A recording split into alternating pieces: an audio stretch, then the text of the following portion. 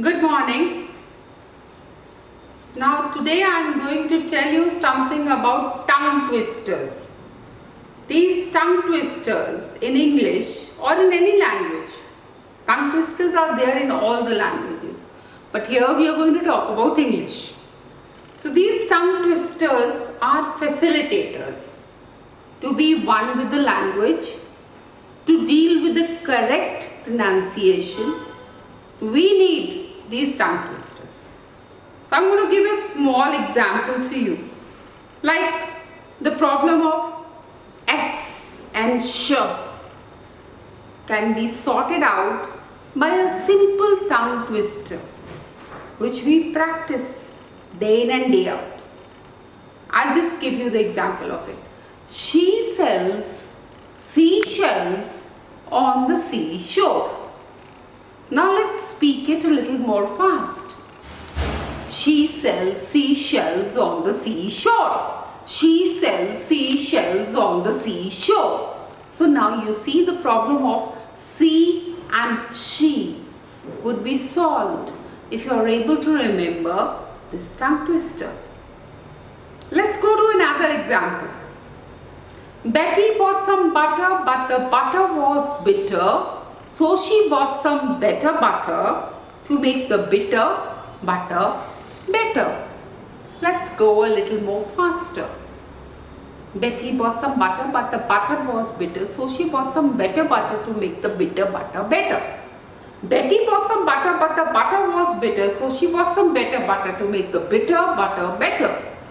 So you see, when you want to be one with the language, these tongue twisters play a very essential, a very important and a predominant role in your spoken English. Let's go to another one. Never trouble trouble till the trouble troubles you, because if you trouble, you'll be causing trouble and troubling others too.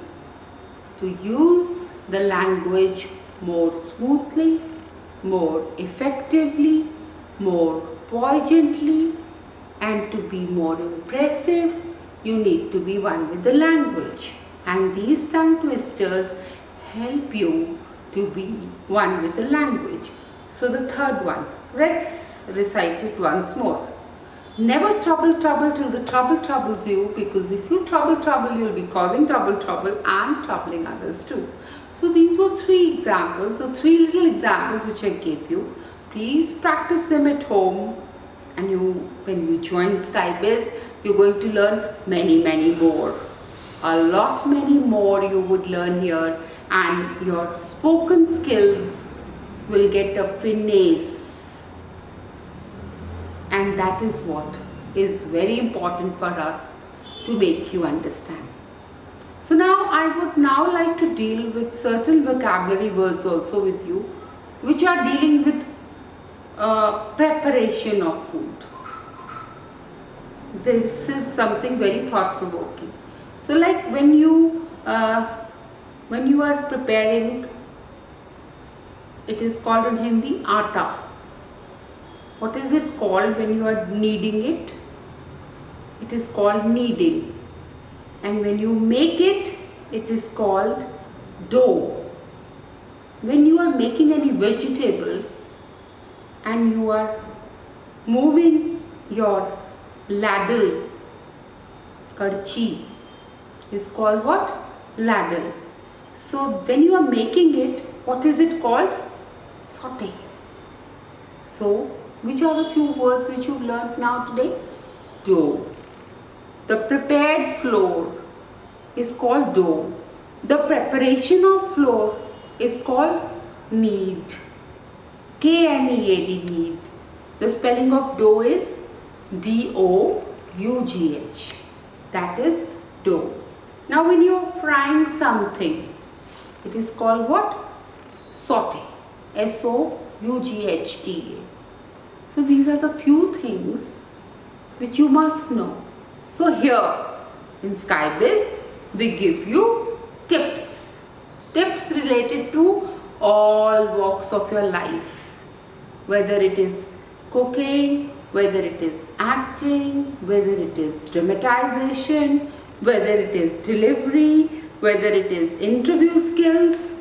We are taking care of everything and anything of yours in detail, together.